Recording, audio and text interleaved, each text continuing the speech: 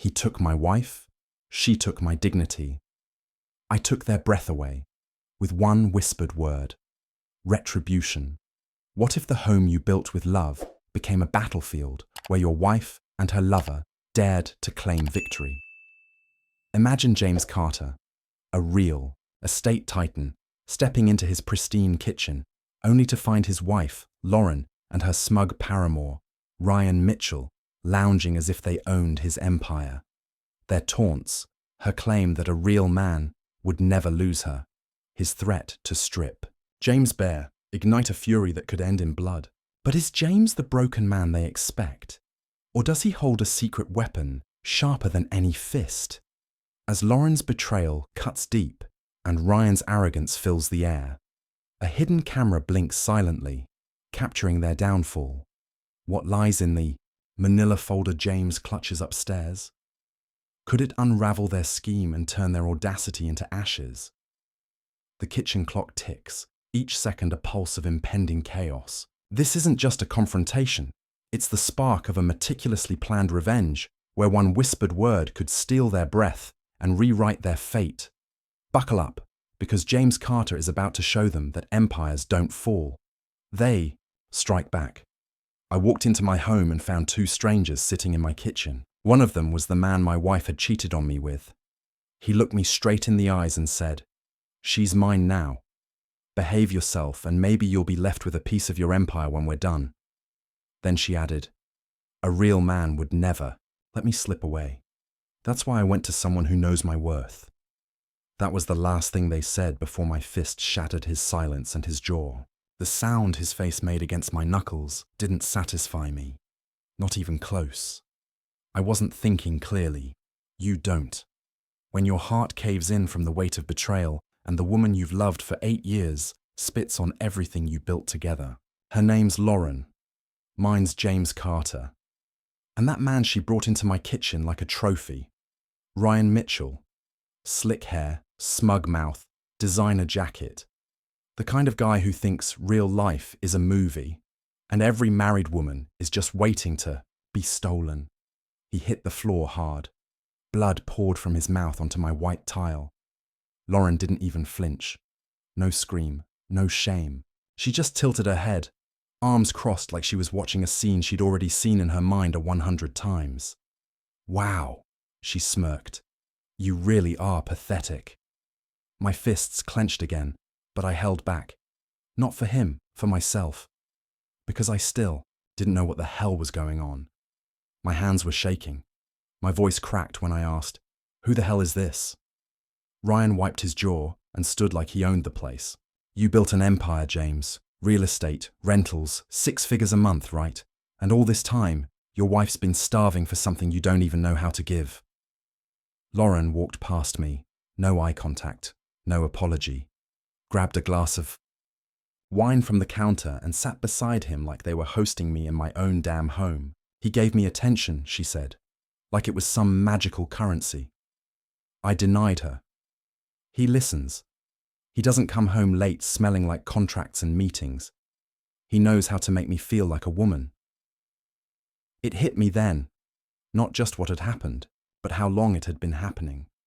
The change in her perfume, the way she kept her phone screen turned away, the girls' weekends that came back with lingerie missing. It wasn't a one-time mistake. It was an operation. "You used me," I muttered. My voice. She laughed. Actually laughed. "No, baby, I outgrew you. I saw red. The only thing that stopped me from turning that kitchen into a war zone was the security camera over the fridge. My camera that I'd installed. I could feel the red dot blinking, catching every second. And somehow, that's what saved me from myself. From the jail cell that would have followed from turning into the monster they already made me out to be. So I stepped back. I looked at them. Him with his smug, swollen jaw. Her in that silk robe I bought last Christmas.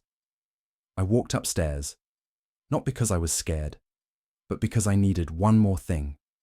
The file. See, I might have been blind to the affair, but I wasn't stupid. I'd been feeling something off for months. So, I hired someone, a PI named Lucas, military vet, no games. He gave me photos, locations, timestamps, even audio. She thought I was busy closing a deal in Dallas. I was watching her walk into a condo with Ryan on my phone screen. I came back downstairs. Lauren looked up from her wine. Leaving, she smirked. I tossed the manila folder onto the counter. Photos spilled out her bent over a balcony. Him shirtless, holding her from behind a hotel bill with her signature. Audio clip playing on loop. He's clueless. Ryan. James would never suspect a thing. Silence. Her face twisted. Not into guilt, into rage. You were spying on me. You were F***king. Him, I snapped. No, Ryan said, stepping forward. She was choosing me. That was it. The dam broke. I turned, walked toward the door, and stopped. You two want this house, I said, opening the front door. Fine, keep it. I'll be back tomorrow with lawyers. But just know one thing. I looked right at Lauren. You didn't upgrade. You downgraded. And when he cheats on you, and he will, I want you to remember this moment. The moment you threw away a king for a clown. Then I left. Not because I was broken, but because I was just getting started. I should have known. Looking back now, the signs were flashing in red. I just didn't want to see them. That's the thing about loving someone too much. You convince yourself that the lies are misunderstandings, that the distance is just stress, and that the cold stares are just bad moods. The first time I noticed something was wrong was 6 months ago. Lauren came, home late from what she called a girls' spa retreat. She smelled like a man's cologne, but when I asked, she rolled her eyes and said, "Oh please, James." The spa masseur was a guy. He hugged all the girls goodbye. I laughed it off, trusted her like a fool. Then it got worse. She started guarding, her phone like it held nuclear codes, slept with it under her pillow. One time, I walked by her while she was texting, and she jumped like a thief caught red-handed. "Work stuff," she said, and that was it. Conversation over. I told myself I was just being paranoid, that she'd been distant because of her job, or maybe we just needed a vacation. Hell, I even booked a trip to Vail. She cancelled 2 days before. Emergency at work, she claimed. The truth, she was in San Diego with him. But the moment that really flipped the switch was on a random Wednesday. She didn't know I was home early. I walked in and heard her laughing on the phone. Not just laughing, giggling like the way she used to when we first met. That sound used to be mine. Now it was his. I stayed quiet, hidden just around the corner. I told him I'm at the gym, she whispered. No, he still has no idea. Honestly, I don't even feel bad. He's just boring now. Like, he's sweet, but I need more than just being provided for, you know. My throat closed. My ears rang. I stood there frozen, trying to process what I just heard, but I didn't confront her that day. Something in me wanted proof. Cold, undeniable evidence. So, I waited, and I watched.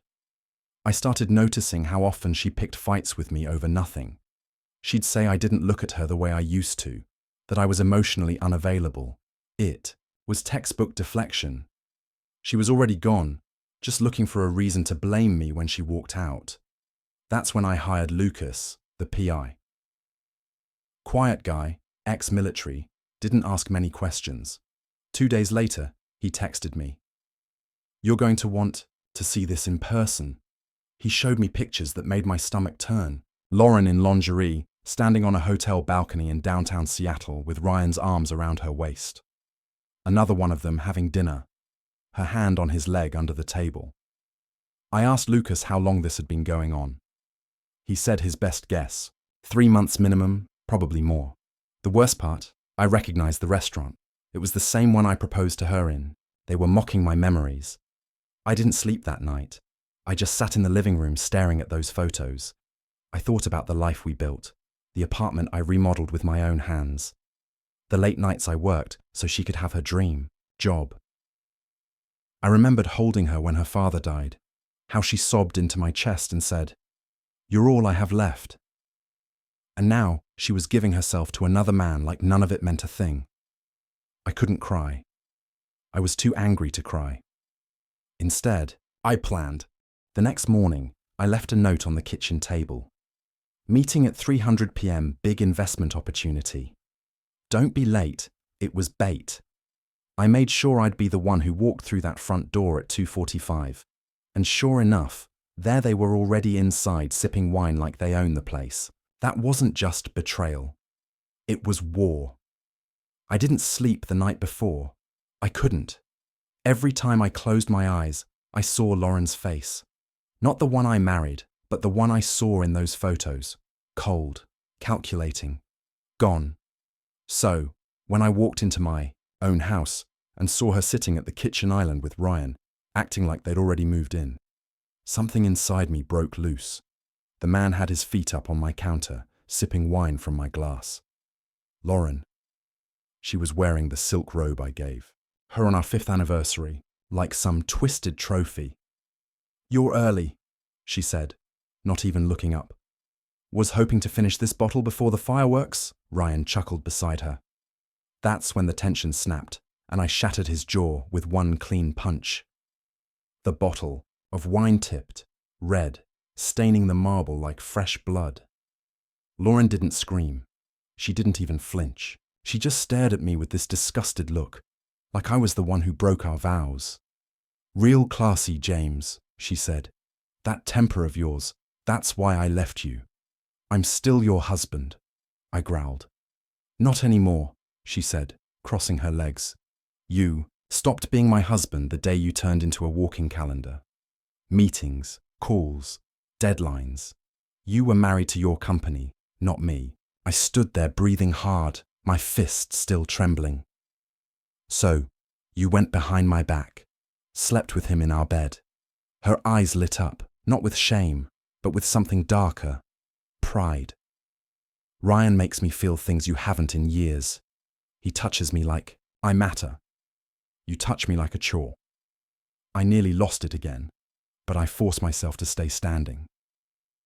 "You could have told me. You could have said something and listened to you throw money at it like a problem to fix," she laughed. "I didn't need your solutions. I needed a man who knew how to handle a woman like me." Ryan finally spoke up, holding his busted jaw. "You're out, James. She's mine now. Just sign whatever she gives you and walk away. Otherwise, things get messy." I stepped closer, looked him in the eye and said, "You think I'm scared of you. You think you're the first little boy to play king in my castle. I built this. I bled for this life. And you think you can waltz in and take it?" He smiled cocky even through the pain. "I don't think I know because she's done pretending you matter." That's when Lauren leaned in and whispered, "A real man would never let me slip away. That's why I went to someone who knows my worth." That line, that single line, flipped the last switch. I didn't respond. I didn't yell. I didn't break anything else. Instead, I turned around and walked out because that's what power looks like. Not a tantrum, not blood on the floor. Control. But before I left, I paused at the door and turned back. "You two really think this is love? Give it time. He'll get bored. You'll start to nag.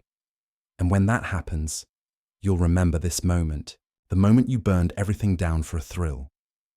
Then I walked out into the night, my fists clenched, my heart numb, my mind racing. I didn't just lose a wife. I lost an illusion, and illusions don't deserve mourning. Now I wanted justice. The air outside felt colder than it should have. Maybe it was the adrenaline. Maybe it was the shock finally crashing down on me. I sat in my car, engine off, just breathing. My hands were still shaking from the punch. My head was buzzing from her words. "She's mine now. He touches me like I matter. A real man would never let me slip away." Every single sentence echoed like a gunshot in my chest. I didn't cry. I couldn't. There was something deeper than sadness running through me. A storm of betrayal, humiliation, and rage that I couldn't begin to untangle. I wasn't just dealing with the end of a marriage. I was dealing with the death of a dream. A future that I'd worked my whole damn life to build. I gave her everything and she spat in my face. I drove for hours. No music, no phone, just the hum of the wheels and the chaos in my mind. I passed our favorite cafe, the one she used to beg me to take her to on Sundays. Past the park where we used to walk hand in hand before life got so complicated. Everything felt tainted, even my memories. Around 2 a.m., I ended up in the parking lot of a 24-hour gym. That place had been my escape for years. I stepped inside, nodded to the night staff, and started lifting like I was trying to exorcise the devil out of me. Rep after rep, my body started to burn, but I welcomed the pain. It was honest, unlike her. By the time I left, the sun was rising. I sat on the edge of my trunk, drenched in sweat, when my phone buzzed. A message from her. "Lauren, we need to talk. Don't do anything stupid. Just sign the documents and let's move on." No, I'm sorry. No explanation, no hint of remorse, just instructions like I was a problem. She needed to check off a list. I stared at that message for a full minute. Then I deleted it. When I finally got back to my condo, the one I kept under my name long before marriage, I collapsed onto the couch and stared at the ceiling. The silence was deafening. No clinking of wine, glasses, no footsteps and heels, no fake apologies. And that's when it hit me. I didn't miss her. I missed the woman I thought she was. The girl I met at the rooftop party in Chicago. The one who made me laugh until my ribs hurt. The one who kissed me like the world was ending. That woman didn't exist anymore. Maybe she never did. A knock on the door snapped me out of my spiral. It was Lucas, the PI. He handed me an envelope without a word. Inside were more photos, different angles, different times. Lauren and Ryan at a car dealership. Ryan signing something under her name. Lauren handing him a manila envelope. "What's this?" I asked. Lucas pulled out his phone. "I got curious after you told me how confident he was. Turns out Ryan has a record. Fraud, identity theft, money laundering, and your wife.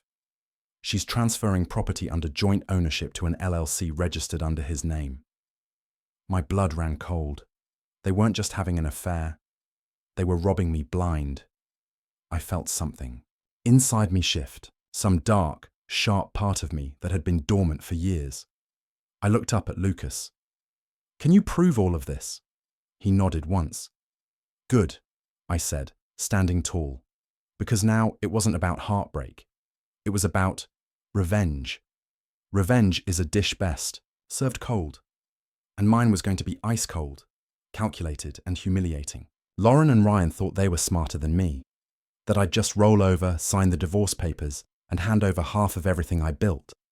But they underestimated the man who spent a decade building an empire from scratch.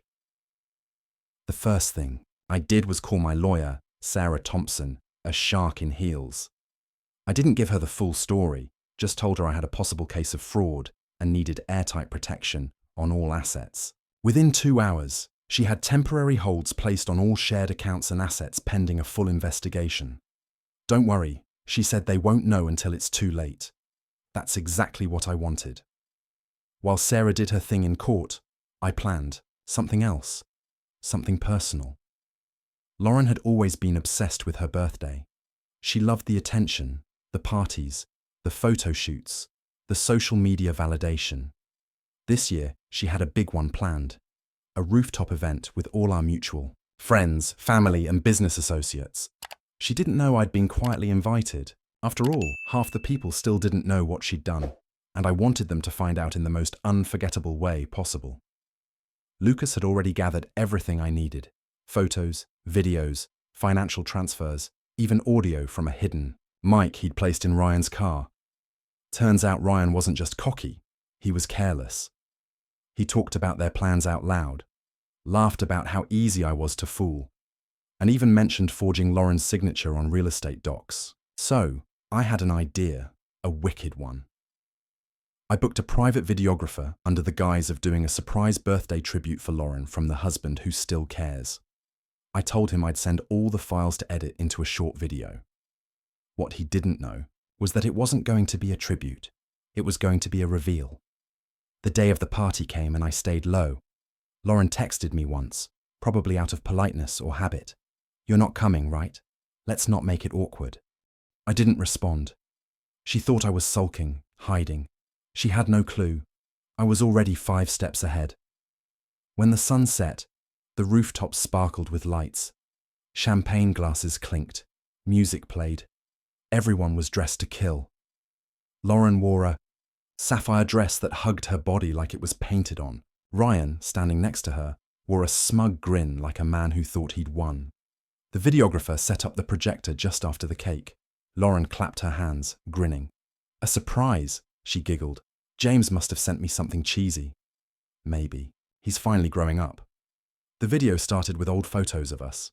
Weddings, vacations, smiles, soft music in the background. Her eyes misted it up a bit. Ryan chuckled. Then the footage shifted. Photos of her and Ryan kissing in hotel rooms. A recording played. "He's clueless, Ryan. James would never suspect a thing." Gasps echoed across the rooftop. Some people stood, some whispered. Then came Lucas's footage. Audio of Ryan laughing, saying, "She's going to sign over the duplex next. Once that's in my name, I'll cut her loose." Lauren's face drained of all colour. Ryan looked like he'd seen a ghost. And then the final blow. A screen with bold text. "Happy birthday, Lauren. Here's what you mean to the man you chose. Lawyers will be in touch." Silence, then chaos. She stormed off, heels clacking, yelling at Ryan. He tried to grab her arm, but she slapped him. People were recording. Their perfect fantasy was burning down in front of everyone they knew. And I watched it all from a nearby building, drink in hand, smiling like the devil himself. That was the first night I slept like a baby. The morning after the party, headlines started spreading across local social pages. Birthday bash gone wrong. Real estate power couple implodes on camera. The video went viral in our circle. Mutual. Friends stopped answering her calls. Her sister texted me to say, "I'm sorry, James." I didn't know it was that bad. Even her mother, who once told me I wasn't good enough for Lauren, called and apologized. But I wasn't done yet. I knew Lauren. I knew she'd come crawling back. Not because she regretted what she did, but because she feared losing everything. And right on cue, she knocked on my door 2 days later.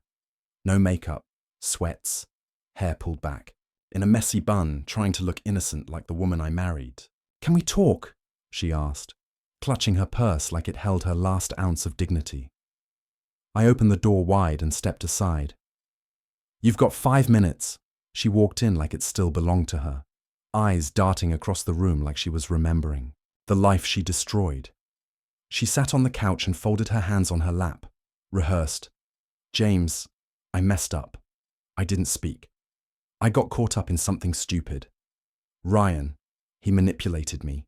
He promised things, said you were too cold, too distant, and I believed him because I was lonely." She paused, hoping I'd say something. I didn't. She kept going. "You were always working. I needed more. I needed to feel alive." I raised an eyebrow. "So, you felt alive, in hotel rooms, on balconies, while planning to steal from me." Her mouth opened, closed. She switched tactics. "James, we were partners. I helped you build this life. I deserve something. I gave you my best years." My blood boiled, but I stayed calm. "Your best years? You mean the years you lied to my face, spent my money on another man, and mocked me behind my back?" "People make mistakes," she said quietly. "Don't throw everything away." I stepped forward slowly. "A mistake is forgetting our anniversary. A mistake is saying something hurtful during a fight. What you did was a betrayal, a scheme. And now that the fantasy fell apart, you come crawling back, hoping I'll save you." Tears welled up in her eyes, but I didn't see sadness. I saw desperation, fear, regret not for what she did, but for being caught. "I'm sorry," she whispered. "No," I said, voice steady. "You're sorry you lost." She stood up quickly. The tears disappeared. Her eyes went cold. "You think you've won? You think humiliating me at my birthday makes you some kind of hero? I don't need To be a hero, I replied. I just need you out of my life. She stared at me for a long second. You'll regret this. I already regret ever meeting you. She turned, stormed out, slamming the door behind her. And that was the moment the illusion finally shattered completely. Whatever tiny ember of emotion I had left for her burned out with that slam. But even as she left, I knew it wasn't over. Women like Lauren don't fade quietly. She wasn't going to let this go without another round. She still thought she could spin it, charm someone, manipulate the narrative. But I had one final card to play, one that would bury her reputation for good. Because Ryan wasn't just a scammer. He was already under federal investigation. And Lauren, she was on record helping him sign those documents. And I had it all. The next move was mine. The next morning, I met with Sarah, my lawyer, in her downtown office. She poured 2 black coffees, handed me one, and got straight to the point. James, I've contacted the feds. Ryan's already flagged by financial crimes. You're not just a victim here, you're a witness. And your wife? She's complicit. I nodded, jaw tight. Can they both go down? Sarah smirked with the files Lucas collected. We don't even need a trial to destroy them. They'll plead out before the headlines do more damage. I leaned back in my chair, breathing for what felt like the first time in days. It wasn't satisfaction. It was something deeper. Closure with claws. She didn't just cheat on me. She tried to rob me blind and walk away with a smile on her face. But now, the walls were closing in fast. By noon, agents had a warrant for Ryan's laptop and phone. The 2 of them were living in a short-term rental in Santa Monica. Lucas had tracked them there days ago. The knock came around 1:17 p.m. Federal agents, gloves on, no warnings. Ryan was arrested in front of Lauren, shirtless, yelling something about needing to make a call. He had no idea that I had made the call days ago, but the part that'll always stick in my mind. Lauren, standing in the doorway, wrapped in that same sapphire robe she wore at the rooftop party, watching them cuff her lover, asked one thing. Wait, what's this about? The agents turned to her. You're being detained as part of an ongoing financial fraud investigation. She laughed. No, this is a mistake. I didn't do anything. But when they showed her the documents, her signature on 3 forged property transfers, her face turned ghost white. The mask finally cracked. She turned, locked eyes with the surveillance camera above the door, and realized what I'd done. Game over. That night, my phone lit up with calls. Friends, family, business partners, even people I hadn't spoken to in years. Everyone had seen. The news. Local couple tied to fraud ring. Federal case pending. Her mugshot was everywhere. But me, I was calm.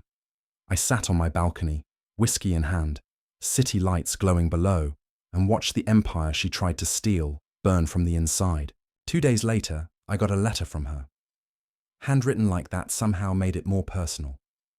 James, I don't know what's left to say. I made mistakes, huge ones. But you didn't have to ruin me like this. I was scared. I was stupid. And yes, I was selfish. Ryan promised me everything. But now I see he was just using me. Maybe we both were. I'll probably never get to explain this in person. But if there's any part of you that remembers who I was before all this, I hope you know I loved you. I just didn't love who I became with you. Goodbye, Lauren. I read it once, then set it on fire. Not out of hate, but out of necessity. Some things need to be burned to ensure they never come back. I never replied, never visited her. Last I heard, she was negotiating a plea. Ryan's trying to flip on bigger names in exchange for a deal. Typical coward. And me, I moved into a new place. Sleek. Minimalist. No memories. No sapphire robes or broken promises. But I did keep one thing from our old life. A single photo of me standing alone at the Vale Chalet we never got to visit together. I keep it not because of her, but as a reminder. I survived and I rose higher without her. But her final act wasn't done yet, because just when I thought she was out of my life forever, she came back. It was nearly 6 months after everything fell apart. 6 months of silence, of peace, of rebuilding. My life was quieter now, clean. My business was back on track, stronger than ever, and I had cut every toxic thread she ever weaved into it. I had just returned from a weekend in Sonoma, my first real vacation in years. When I saw it, a letter, no return address, just my name in handwriting I knew too well. I considered tossing it, shredding it without opening. But something in me wanted to see what game she thought she could still play. Inside was a single page. James, I know I don't deserve your attention, but I need one last thing. Just hear me out. I'm not asking for forgiveness. I'm asking for a meeting, 1 hour in person. No tricks, no cameras, just the truth. Lauren, there was an address. A cafe in Santa Barbara, neutral ground. I stared at the note for a long time, weighing the risk. She had nothing left to take. Not legally, not financially, not emotionally, but curiosity. That was the one thing she still owned in me. I needed to see what remained of her. Maybe I just wanted to make sure she was really broken. I went. The cafe was quiet, soft jazz playing, a few people sipping lattes in the corner. I spotted her immediately sitting by the window, hands around a mug, looking nothing like the woman I once knew. No makeup, hair tied back, eyes tired. Not from lack of sleep, from life crashing down around her. Her confidence, her seduction, her venom, it was all gone. James, she said softly when I sat down. Make it quick, I replied, leaning back, watching her with a blank stare. She nodded, then reached into her purse and pulled out something that stopped my breath cold. A positive pregnancy test. Silence. Then her voice, small, shaking. It's yours. My brain didn't register the words at first. I blinked, stared, waited for her to crack that evil smile and reveal the lie.